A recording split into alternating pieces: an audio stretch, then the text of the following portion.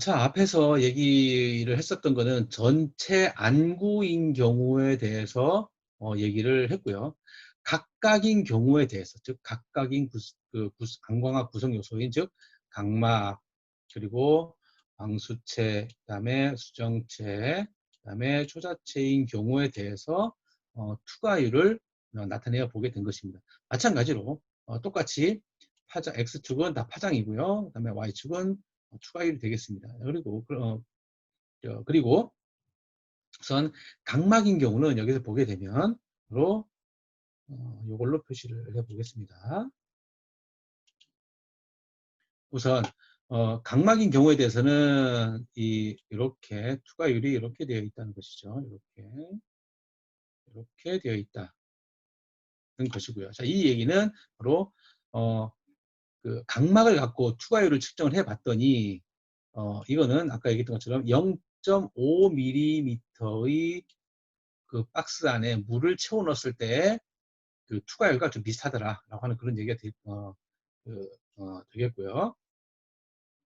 자, 그리고 방수체인 경우에 대해서는 이렇게 한번 그려보게 되면 이렇게 된다. 자, 이거는 3.5mm의 그 물에 대한 투과율을 나타낸 것입니다. 자, 그리고 수정체인 경우에 대해서는 이렇게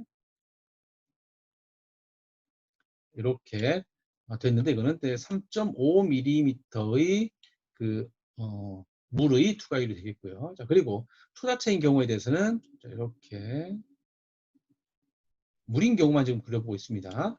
16mm의 물인 경우가 되겠습니다. 자, 여기서 우리가 기억을 해야 될 거는 주로 이 방수체나 아니면 초자체인 경우에 대해서는 우리가 이렇게 그 성질이 변한다, 즉 그 물의 그 어떤 구성 물질과 많이 유사하지요. 그래서 그 이 점도라든지 그렇게 많이 유사하다고 이제 볼 수가 있겠습니다. 그래서 흡수 밴드라든지 뭐 이런 것 부분들도 거의 유사하다고 볼 수 있겠습니다. 자, 그 중에 우리가 기억을 해야 될 거는 바로 각막인 경우하고 우리가 수정체인 경우에 대해서가 이제 기억을 해주면 좋겠습니다. 자, 우선 각막인 경우는 정리해 보면 0.5mm의 물의 투과율과 거의 유사하다라고 하는 게 중요하겠고요. 그리고 수정체인 경우에 대해서는 3.5mm의 물의 투과율과 비슷하다라고 이렇게 알고 있으면 좋겠습니다. 자, 그리고 우리가 여기서 나타낸 거는 바로 이 영역, 즉 여기서부터 이 영역인 가시광선 영역이 중요하다는 그 얘기가 되겠습니다. 여기가 380이고 여기가 840이 될 테니까 이 정도 영역이 되겠죠. 이 정도 영역이 바로 가시광선 영역이다. 자, 여기서 보면 여기도 뭐 그림으로 나타내 보면 이렇게 되겠죠. 이렇게 될 것이고요. 여기도 마찬가지로 이렇게 되겠습니다. 자, 여기서 보면 알 수 있는 것처럼 우리가 거의 그 물인 경우에 대해서는 아까도 이제 앞서 전체 얘기했던 것처럼 다 이 가시광선 영역에서는 다 이렇게 그 투과율이 높습니다. 자, 그런데 각막이든지 방수이든지 초자체이든지 수정체이든지 간에 다 보는 것처럼 UV 영역에 가까울수록 이렇게 투과율은 떨어지고 있다. 여기도 마찬가지로 급격하게 떨어지고 있다라고 하는 얘기는 투과를 하지 않는다. 투과를 시키지 않는다. 망막으로 빛이 전달되게끔 하지 않는다라고 하는 그런 개념으로 이해를 하면 좋겠습니다. 자, 그리고 이 물의 두께와 관련된 그런 부분들은 물론 우리가 볼 수 있는 영역 말고 그 볼 수 없는 우리가 그 자외선 영역인 경우에 대해서는 우리 UV 영역, 즉 자외선인 경우에 대해서는 다 흡수를 하니까 뭐 큰 의미가 없겠지만 IR 영역, 이 적외선 영역인 경우에 대해서는 분명히 그 눈으로 이렇게 들어온다는 뜻입니다. 그렇죠? 이렇게 투과율을 어느 정도 이제 갖고 있다는 뜻이기 때문에 그 IR 영역, 즉 적외선 영역에 대해서 가 주의 깊게 이렇게 그 생각을 해야 될 필요가 있다라고 하는 것을 여기서 다시 한번 강조하고요. 그리고 각 그 안광학 구성 요소들에 대해서 이제 나이에 대한 어떤 그런 투과율의 변화와 관련된 부분들은 하나씩 하나씩 자세하게 설명을 해 나가도록 해 보겠습니다.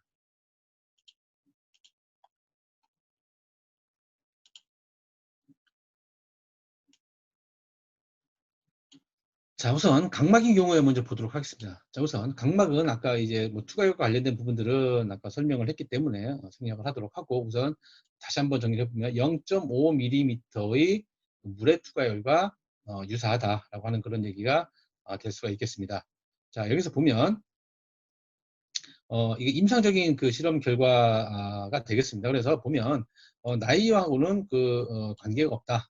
라고 이렇게 실험 결과가 실험 결과로서 이렇게 제시를 하고 있죠. 그래서 뭐 53세의 눈인 경우, 그다음에 뭐 8살인 경우 평균치와 거의 유사하다라고 이제 언급했기 때문에 음, 그 투과도가 거의 이제 그 각막인 경우에 대해서는 많이 변하지 않는다라고 얘기할 수 있겠습니다. 물론 반드시 그렇다는 얘기는 아니죠. 사실은 뭐 어떤 실험 결과에서는 약간 의존한다, 뭐또 어떤 때는 뭐 의존하지 않는다, 뭐 이렇게 얘기를 하고 있지만 그 많은 결과들이 우선 나이에는 의존하지 않는다. 즉 뭐 나이가 많이 들었을 때나 53세인 경우나 또는 뭐 8세인 경우에 대해서도 이제 유사하다고 보면 나이가 지남에 따라서도 각막의 어떤 그 굴절률의 변화라든지 이런 부분들은 이제 생기지 않는다라고 이렇게 간주를 해도 무방하다라고 하는 것이죠. 결국은 굴절률이 그 각막을 구성하고 있는 내질 내의 굴절률이 변한다는 얘기는 밀도가 바뀐다라고 하는 그런 얘기로도 이제 나타낼 수가 있겠습니다. 그래서 이 밀도와 관련된 부분들을 변화시킬 수 있는 거는 외부의 그 어떤 그 강한 UV라든지 어떤 그 생리적인 화학 작용에 의해서 바뀔 수가 있는 부분이 되겠죠. 자, 그럼에도 불구하고 각막인 경우에 대해서는 아까 얘기했던 것처럼 여러 환경에 노출되어 있긴 하지만 나이하고는 이제 관계가 없는 투과율을 가지고 있다라고 이렇게 알 수가 있겠습니다. 자, 그런데 여기서 한 가지 짚고 넘어가야 될 거를 한번 얘기를 한번 해보도록 하겠습니다. 이거는 이제 과학적인 관점에 대해서만 얘기를 하는 것입니다. 이게 뭐 다른 그 안과적인 어떤 그런 부분들을 얘기를 하고자 하는 것은 아닙니다. 자, 우리가 알고 있는 그 각막의 두께가 약 뭐 0.5mm 정도 되죠. 0.5mm 즉 500 마이크로미터 정도 됩니다. 그래서 약간 0.5mm 정도가 되는데 0.5mm 정도 되는 그 각막의 뭐 라식이든지 라섹이든지 뭐 이렇게 어떤 그 수술과 관련된 과정 그리고 라섹인 경우에는 거기에 여러 가지 작업들을 하게 되지요. 그래서 그런 부분들에서 보면 결국 아까 얘기했던 것처럼 이 투과율이라고 하는 것은 우리가 유리창 한 개를 뒀을 때하고 유리창이 점점 두꺼워졌을 때 같은 경우를 보게 되면 어두워 빛 투과율이 줄어든다라고 하는 것을 알 수 있겠지요. 자, 그 얘기를 조금 더 깊게 생각을 해보면 얇으면 얇을수록 빛은 많이 투과한다라고 하는 그런 얘기가 되겠죠. 자, 그런데 각막에서 자외선을 충분히 흡수를 해서 통과를 못 시키게 해야 되는데 그 각막이 뭐 얇아지거나 어떤 뭐 이름으로 인해서 그 변형을 준다거나 자, 이름으로 인해서 UV 영역의 빛들이 통과할 수도 있는 개연성을 줄 수 있다라고 하는 그런 부분들은 뭐 한번 좀 이제 생각을 해봐야 될 문제로 이렇게 얘기를 할 수 있겠다는 것이죠. 자, 이거는 이제 반드시 그렇다는 얘기가 아니고 또는 뭐 예를 들어서 그걸 이제 실험을 통해서 뭐 해본 적은 없지만 자, 아무튼 그냥 과학적인 관점에서 우리가 그럴 수 있지 않나라고 이렇게 제시를 한번 해 보는 내용으로 이해를 하면 좋겠습니다.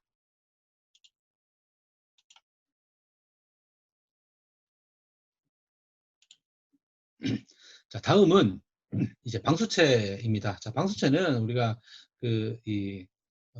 굴절률이 상대적으로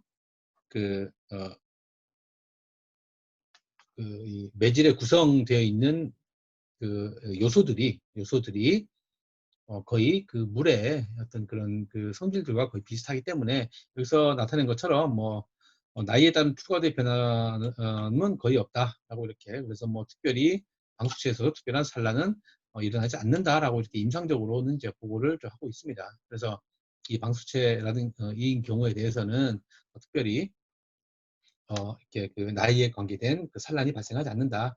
이 정도는 기억을 해주면 좋겠습니다. 초저체는 마찬가지가 되겠고요. 자, 그리고 이 방수체와 관련된 부분인 경우에 대해서는 약 3.5mm의 물의 이 투과 스펙트럼, 요 스펙트럼이라고 하죠. 이 파장별 투과율과 비슷하다라고 하는 것을 기억을 해주면 좋겠습니다.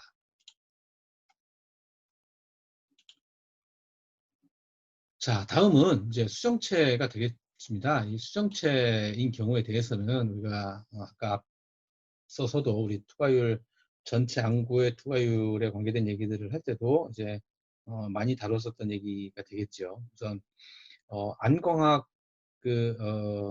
이 조직들 중에서 가장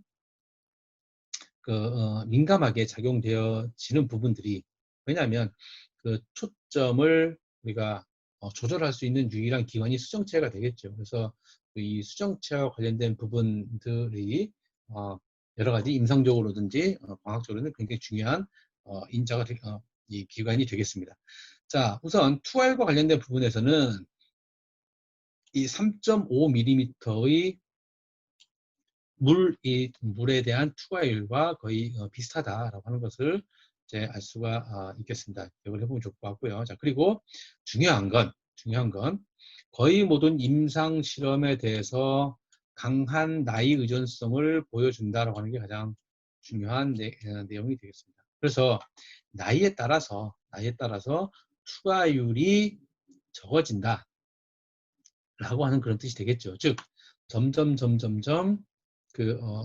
우리가 요걸 생각하면 좋을 것 같습니다. 유리창이 하나 있을 때 하고 두 개 있을 때, 세 개 있을 때 점점점 빛에 투과되는 양이 적어짐으로 인해서 어둡게 보이는 것과 똑같은 생각을 하면 좋겠습니다. 우리가 투과율 관점에서 보면. 자, 그런데 실제로 얘가 수정체가 딱딱해지는 경화가 되는 거는 이 재료 수정체 재질 자체가 경화가 되는 것으로 이렇게 우리 이해를 해보면 좋겠습니다. 그래서 이로 인해서 전방산란이든지 후방산란으로 이렇게 이런 효과들 때문에 실제로 빛이 들어오는 양이 적어진다라고 하는 그런 뜻이 되겠습니다. 그래서 여기 나타난 것처럼 이 수정체인 경우에 대해서는 수정체 전체라든지 또는 정면 투과도가 모두 나이에 따라서 감소한다 하는 게 중요한 내용이 되겠습니다. 그리고 특별히 이제 짧은 파장의 영역일수록 더 심하게 나타난다는 게 가장 중요한 내용으로 기억을 해주면 좋겠습니다. 그래서 짧은 파장인 경우에 대해서는 굉장히 민감하게 반응을 한다라고 기억을 해주면 좋겠습니다. 그래서 여기서는 이렇게 형광펜으로 해둔 것처럼 단파장 영역에서의 이러한 투과도 감소라고 하는 것은 바로 나이가 증가함에 따라서 수정체를 누렇게 만드는 그 현상을 만든다라고 이렇게 알고 있으면 좋겠습니다.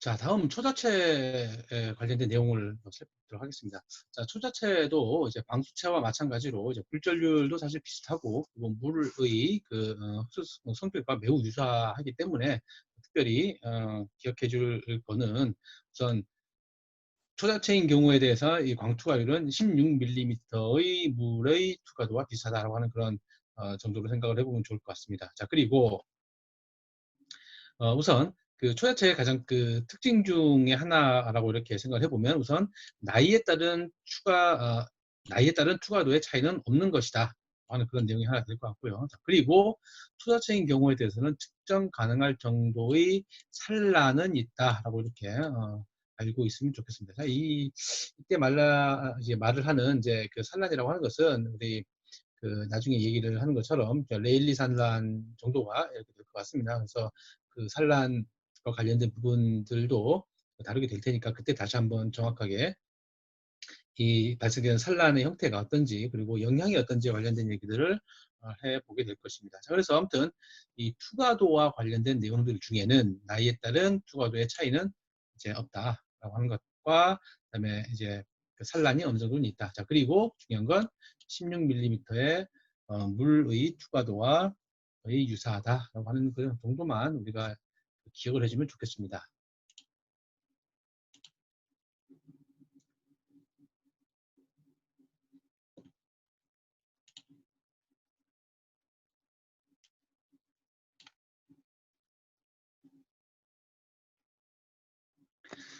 자, 다음 그 다뤄야 될 부분이 우리 투과도와 관련된 얘기들을 이제 광학적으로 분석을 하는 데 있어서 이제 absorption band에 관련된 얘기가 굉장히 중요한 개념이 되겠습니다. 이 absorption band라고 하는 것은 우리가 앞에서 잠시 언급을 했던 것처럼 우리가 이제 이 물질을 구성을 하고 있는 매질을 구성하고 있는 어떤 이 분자들이라든지 아니면 내부에 구성되고 있는 그 여러 가지 이온들이라든지 뭐 이런 부분들의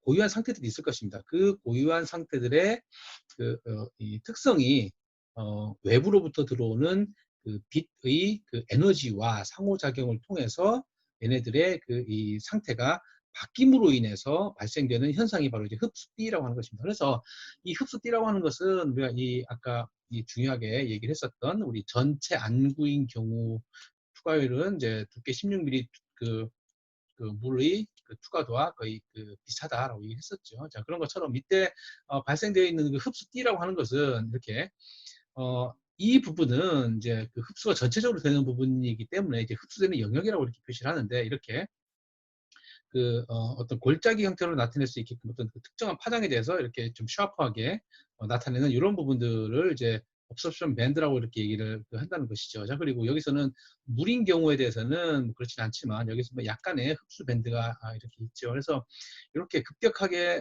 성질이 변하는 것과 관련된 부분들을 이제 아까 얘기했었던 이제 이러한 부분들을 이제 흡수대 또는 이제 흡수띠라고 이렇게 표현을 하게 됩니다. 그래서 이 특성들 같은 경우는 아까 얘기했던 것처럼 이 안광학계를 구성을 하고 있는 여러 가지 분자들과 이 포톤들, 즉 외부로부터 들어오는 그 빛 에너지하고 상호작용을 통해서 발생되는 성질의 변화들 때문에 발생되는 것이다 라고 이렇게 기억을 해보면 좋겠습니다. 그래서 이 흡수띠와 관련된 여러 부분들 같은 경우는 그러니까 광학적인 매질과 즉 포톤이라고 하는 것과 이거 중요하죠 사실. 자, 포톤들이라고 하는 것과 그다음에 매질의 상호작용으로 인해서 발생되는 어떤 이 분자들의 에너지 변화라고 이렇게 여기서 발생되는 에너지. 여기서 에너지라고 하는 것은 뭐 본딩을 말합니다. 그래서 본딩이라든지 뭐 여러 가지 현상들이 있습니다. 그래서 아니면 흡수, 스펙트럼 영역이라든지 뭐 이런 여러 가지 현상들이 있습니다. 그래서 이 에너지들로 인해서 발생되는 원인들 때문에 이 흡수띠가 보여진다라고 이렇게 이해를 해보면 좋겠습니다. 그래서